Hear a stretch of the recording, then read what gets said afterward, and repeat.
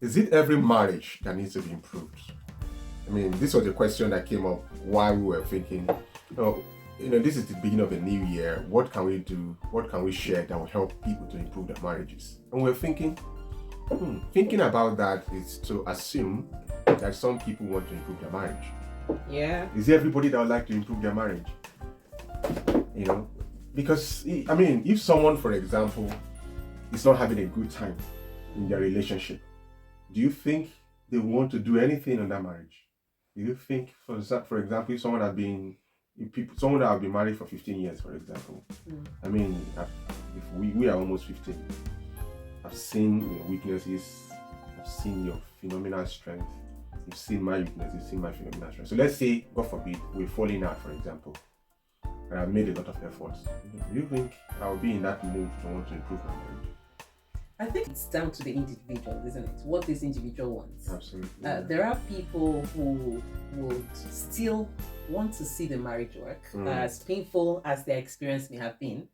But then the question is, are you willing to give it another chance? Absolutely. Right? And this is where, I don't know why, for a number of days now, I've just been thinking about the power of positive thinking. What we think about, even as individuals. Absolutely. What am I thinking about you? What am I thinking about our marriage? And like we often would say, if we focus on the negative, yes, that's what gets magnified. Absolutely. We'll see more of it. So if I say if I have identified parts in my marriage that needs to be worked on, it's about me now deciding to do the work, forgetting about the negative experiences I've had so far, and seeking solution. Isn't it? There's I'd like to react to what you said. Let me react so I don't forget.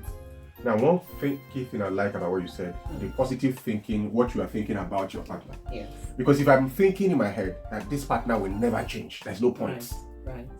That automatically, the energy I need to try to make that efforts. Exactly. I'm not going to push for it because I think already I'm projecting the end purpose of that effort that is going to be fruitless. So there's no motivation for me to do anything. Very true. So that's why I like what you said in terms of positive, how I'm thinking about you and how I'm thinking about the relation. Because actually, you can't really improve marriage. You can only improve yourself. Yes. Because marriage is an inanimate thing.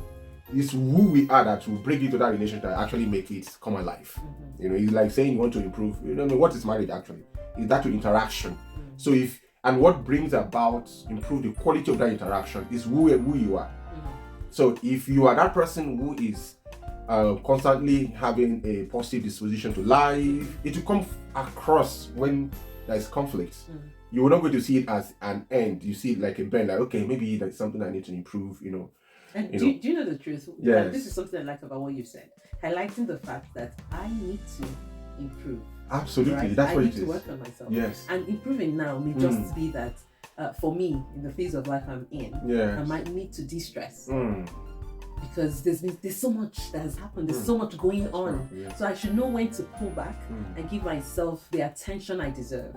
If I'm not at my best, I cannot offer my best. I'm going to share something. There was one day I was reflecting and I was just praying, about our relationship, our marriage. And to be honest with you, what God said to me was that you need to work on yourself. Which points back to what we were saying. That there are things about you that you need to work on. And so sometimes that working on, when God speaks to you about something, there is a knowing that He doesn't need to break down. You just know what He's talking about, and an aspect you need to work on. Which it sounded like there was a problem between us. No, I'm not saying there was a problem. Right. You just because we are in this field. But the truth is, we need to constantly. Exactly. That doesn't have to. We don't have to have a problem to improve things. True. Yeah. That mindset of saying, it's like having my car. I'm saying I don't need to service it because it's not broken down. That's how many people think about marriage. Yes. But if you are driving, if you want your car to perform at optimum capacity, they will tell you come in at a certain mileage, change the oil at a certain mileage, change your tires at a certain mileage, come in for all this. If you don't do that, there won't be any problem initially. Everything will be going fine. Until one day, you just find out that when you expect it to deliver, maybe that day you have one important interview or you want to do school run, and then all of a sudden the car just stops at one crazy location where you just find yourself stranded. So that's the mindset that we are advocating that you don't have to get to that point where the communication has completely broken down. You can't stand with each other anymore before you now begin to improve things. It is a new year, and that's why we're bringing this message that, as we make plans for other things, we should be making plans for our marriage. We should be thinking about our marriage, reflecting on how the journey has been. Absolutely. Even if it's been a rocky one, it's not for us to stay there and feel bad about it. Absolutely. The beautiful thing about having a new year is that we have 365 days. Great opportunity to make something new, to do something different, to make an impact. Realizing that marriage is a source of impact. That God has given us this opportunity to change the lives of others, to impact the life of others, my spouse, my children, before I go out to the world. So we need to be paying attention to this aspect of our lives. So we're going to wrap this up. So and then we'll have another session where we'll talk about why people should improve their marriage. Yes. So I wanted to talk about some of the things that we do to improve our marriage. Okay. Which I know we're going to talk about it further down the road. But why do you think how are we improving our marriage? How? First of all, is that reflection.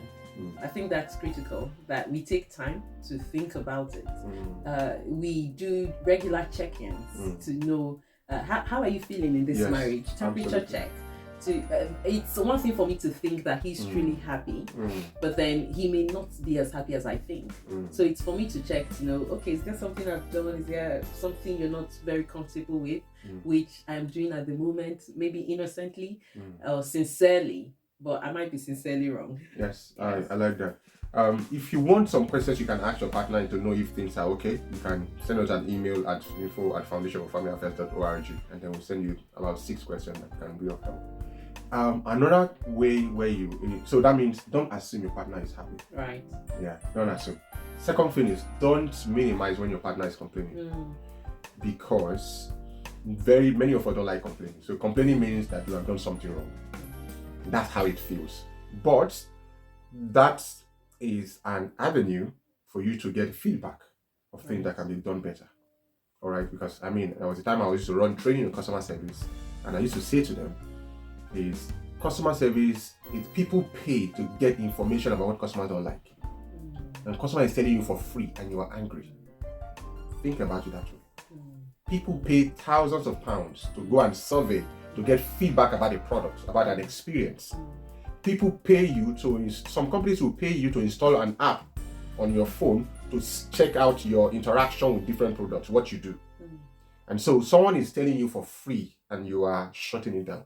I think it's a wise decision from a business standpoint and also from a relationship standpoint. So this is going to be a great year. And the truth is, personally, it's not every relationship I feel comfortable opening up. Absolutely. To talk. There are people who may do something to you and you realize if you have to talk about it, it's going to even cost you your peace of mind. So sometimes you just, leave it be and work on yourself. But you don't do that in marriage. I was going to say, the relationship you have, we hope you don't do that in marriage because... No, you don't do that because we should be vulnerable, we should be transparent. It's healthy for the relationship. Absolutely. If I'm in a relationship where I'm unable to express my thoughts, what I do sometimes is just shut down. Particularly if I feel the person is not forthcoming.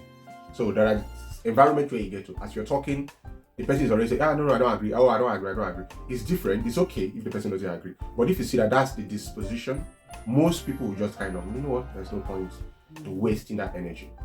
And so, but hopefully that's not in your relationship, because what happens is that it's like, if you don't express yourself, you are likely to bottle it up. And when you bottle things up, it can either implode or explode or implode. Implode means you hurt yourself. Explode means you hurt other people because you are letting it out.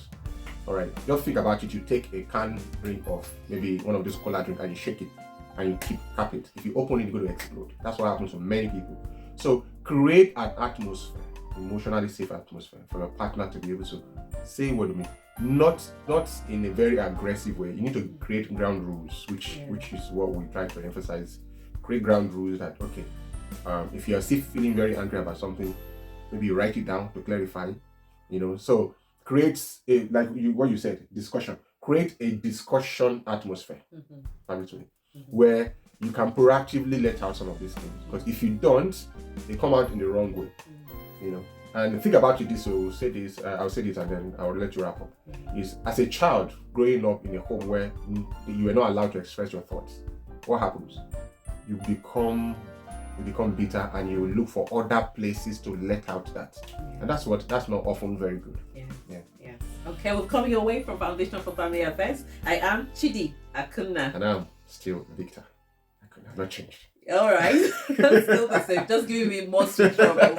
Okay, and here's wishing you a great 2025. And we hope to bring you content that we know will be life-changing, will be transformative. Yes. And look out for this. We're on almost all platforms. Yeah. Twitter, Instagram, Facebook, YouTube, and podcasts, Foundation for Family Affairs. It's our privilege to serve you, and we look forward to serving you in different ways this year. Absolutely. You stay tuned. Stay tuned. Bye.